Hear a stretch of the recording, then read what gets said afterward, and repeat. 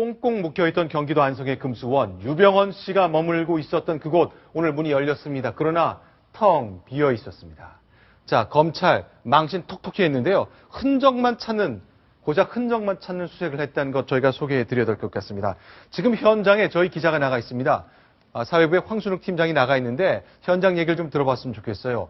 거기요, 플랜카드도 붙었는데 우리가 남이가 이런 말도 붙었다는 거. 그리고 현장에서 어제 여러 가지 예상치 못한 일이 벌어졌다고 합니다. 관련된 얘기를 좀 종합적으로 여쭤보겠습니다. 황순욱 팀장, 현장 상황 전해주십시오. 네, 오늘 낮 12시 10분부터 시작된 검찰의 금수원 압수수색, 지금도 한창 진행되고 있습니다. 내부가 너무 넓어서요, 5개 섹터로 나누어서 진행이 됐는데요. 이 시간 현재는 4개 지역에 대한 압수수색이 모두 끝났고 나머지 한 지역에 대한 압수수색이 진행되고 있습니다. 검찰은 우선 유병헌 씨가 금수원을 이미 빠져나간 것으로 파악을 하고 있습니다. 그동안의 잠복과 탐문 그리고 통신수사 기록 등을 통해서 지난 17일이죠. 토요 예배를 전후해서 일반 신도의 차량을 이용해 금수원을 빠져나갔고 다른 신도의 집에 은신해 있을 것으로 파악을 하고 있습니다. 그럼에도 불구하고 그동안 유병헌 씨가 금수원 내부에 은신해 있었던 기록, 예를 들면 CCTV라든가 그리고 사진 작업을 했던 스튜디오의 2층에 있는 작업실, 이곳을 압수수색해서 그동안의 도피와 은신, 그리고 횡령과 배임 등을 입증할 수 있을 만한 추가 자료를 압수할 수 있을 것으로 기대를 하고 있습니다. 그리고 또 한 가지, 그동안 열흘이 넘도록 1000여 명이 넘는 신도들을 동원해서 유혈 사태까지 불사하겠다면서 철저하게 진입을 막아왔던 구원파가 오늘 오전에 돌연 입장을 바꿨죠. 임시 대변인이 긴급 기자회견을 열어서 그 명분을 오늘 오전에 밝혔습니다. 검찰이 구원파를 향해서 오늘 오전에 공식 입장을 이렇게 확인을 해줬는데요. 유병헌 씨와 구원파는 직접적으로 연관이 없다. 그리고 또 1987년도에 있었던 오대양 사건과도 구원파는 직접적인 연관이 없다라고 검찰이 공식 확인을 해줬습니다. 이로써 구원파가 그동안 23년 동안 받아왔던 오명과 불명예를 깨끗이 씻을 수 있게 됐기 때문에, 그렇기 때문에 진입을 허용하고 검찰 수사에 순순히 응하겠다라고 명분을 밝혔습니다. 그런데 다른 이유도 또 추측이 가능합니다. 우선 앞서 말씀드린 것처럼 유병헌 씨가 이미 금수원을 빠져나갔기 때문에 다른 곳에 충분히 은신할 수 있을 만한 시간을 벌어주기 위해서 진입을 허용한 것이 아니냐, 이런 분석이 가능하고요. 또 한 가지, 유병헌 씨에 대한 구인영장의 유효기간이요, 내일 만료가 됩니다. 유효기간이 만료가 되면 공권력의 강제 진입이 가능하기 때문에요. 그리고 또 검찰이 이미 유병헌 씨와 유대균 씨에 대한 신병 확보를 이번 주 내에 모두 끝마치겠다라고 강력한 입장을 천명한 바가 있습니다.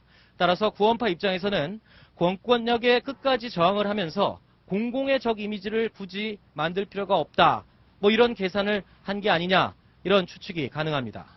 그리고 오늘 특이할 만한 사항이요, 금수원 입구에는 새로운 플랜카드가 하나 붙었습니다. 원래 검은색으로 김기춘 비서실장에게 갈 때까지 가보자라는 플랜카드가 지금까지 붙어 있었는데 그 위에 새로운 플랜카드가 하나 더 붙었습니다. 붉은색 글씨로 우리가 남이가 라는 내용이 쓰여있는 플랜카드인데요. 기억하십니까? 1992년도 부산 초원 복집 사건, 이 당시에 법무부 장관이었던 김기춘 비서실장이 여권 인사들과 모여서 지역 감정을 이용해서 영남권의 득표율을 높여보자라는 취지의 발언을 했었는데 이 내용이 도청을 통해서 세상에 알려지면서 큰 파문이 일기도 했었죠. 그래서 구원파가 김기춘 비서실장을 겨냥해서 이런 플랜카드를 건 것이 아니냐라는 추측이 가능합니다. 네, 이곳 금수원에는 현재 경찰 13개 중대 1,300여 명의 경력이 배치돼서 일반인과 취재진들의 금수원 진입을 철저하게 통제하고 있습니다. 지금까지 안성 금수원에서 채널A 뉴스 황순욱입니다. 네, 현장 상황 종합적으로 들어봤습니다. 구원파 분들, 검찰로부터는 오대양 사건과 무관하다는 얘기를 듣고, 현직 대통령 비서실장을 조롱하는 듯한 플래카드 걸고, 우리의 사법체계는 깡그리 무시하는 듯한 인상을 보이고 있는데, 무엇을 믿고 이렇게 대담한 것인지 잘 모르겠습니다. 하여간 하나씩 점검을 좀 해보겠습니다. 일단 확인한 건, 유병헌 씨 그 금수원 안에 없다잖아요. 어떻게 빠져나간 겁니까? 네. 검찰에서는 네. 사실 수사 착수 이후에 상당 네. 기간 유병헌 씨가 금수원에 있었다 이렇게 네. 판단을 하고 있습니다. 네. 검찰이 관계자들을 조사하고 또 접촉한 바에 따르면 유 씨는 출석 요구 시점부터 네. 지난 17일 토요일이죠. 그때까지 금수원에 있다가 예배 전후로 신도들에 뒤섞여서 바깥으로 나갔을 가능성이 높다 이렇게 보고 있습니다. 그리고 머물렀던 곳으로 지금은 신도집에 머물 것으로 추정하고 있지만 4, 5km 떨어진 비밀 병을장을 딱 지목했네요. 네, 그렇습니다. 금수원 뒷산 너머에 네. 병장이 한 채 있습니다. 네. 이곳에서 잠입을 했다가 월요일쯤에 서울 혹은 또 수도권에 위치한 신도집을 전전하면서 네. 은신하고 있을 것이다. 이렇게 네. 보고 있는 겁니다. 하지만 이것도 어디까지나 추정에 불과하기 때문에 그런데요, 정황상- 지금 이 그 검찰 관계자 얘기를 들어보면요. 자, 4, 5km 떨어진 뒷산에 있는 별장 가봤네요. 네, 싱크대랑 냉장고를 다 조사해 봤다는 얘기네요. 네, 와인잔과 또 네. 먹다 남은 음식물들이 발견이 됐다는 겁니다. 네, 네. 그래서 이런 곳에서 정황상 미뤄 짐작건데 네. 분명히 유병헌 씨가 그 별장에 머물렀을 가능성이 높다 이렇게 보고 있다는 겁니다.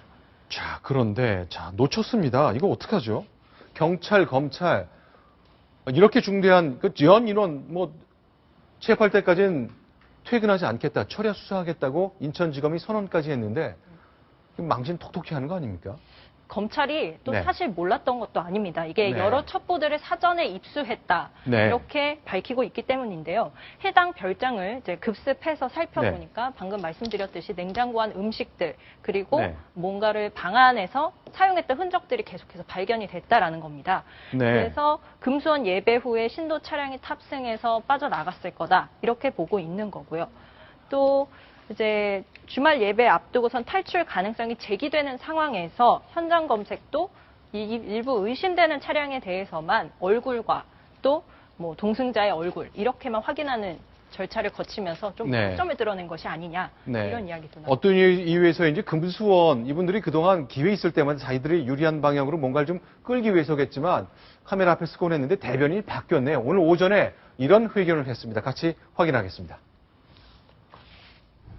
오늘 우리는 검찰로부터 공식적인 통보를 받았습니다. 유병헌 전 회장과 기독교 복음 침례회가 오대양 사건과 관련이 없다는 내용입니다. 그동안 유병헌 회장의 인간 방패로 오해를 받으면서 몸으로 투쟁한 저희 투쟁을 물리겠습니다. 저희가 이러한 억지를 부려야만 저희 귀에 기울여지고 저희 목소리를 들어주는 이 사회가 원망스럽습니다. 저희는 악마가 아닙니다.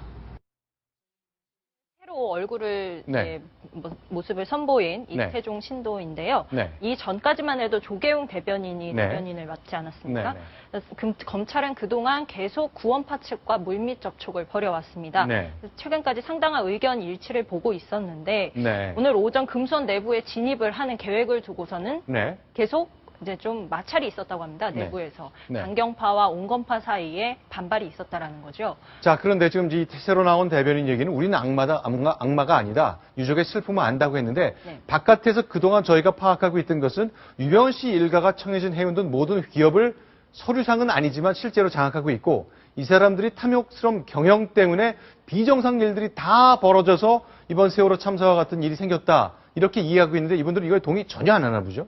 네. 그 정문을 지키고 있던 강경파로 추정이 됩니다만 이 네. 강경파에서는 계속해서 검찰 수사가 종교 탄압이다 이런 네. 식으로 지적을 해왔었죠. 근데 이제 검찰에서도 종교 시설을 함부로 압수수색을 한다거나 강제 진입을 하는 데 있어서 상당한 부담감을 느끼기 때문에 어떻게 보면 17일에 나오는 그 장면에서도 알고도 묵인해주지 않았을까 네. 뭐 이런 의견들도 계속 나오고 있습니다. 자, 이런 게 우연히 일치인지는 잘 모르겠습니다. 일단 유병헌 씨 그 장남 유대균 씨도 체포 대상이죠. 그런데 조각가 활동했었잖아요. 그런데 이 사람의 대표작, 자기의 아버지를 형상한 것 같은데 구도자라는 제목이 붙어 있는데 이것이 청와대 근처에 있는 한 화랑에 전시되어 있는 걸 확인했습니다. 이 화랑 쪽 저희가 접촉을 해봤더니 검찰 수사를 의식한 걸까요? 전시하는 거 아니다. 우리가 소유하고 있는 것도 아니다라면서 애매하게 해명했습니다. 김민지 기자가 단독으로 현장을 취재했습니다. 서울 통이동에 있는 한 화랑. 유리창 너머로 고개 숙인 남성의 전신 조각상이 보입니다. 이 작품의 작가는 유병헌 씨의 장남 대균 씨.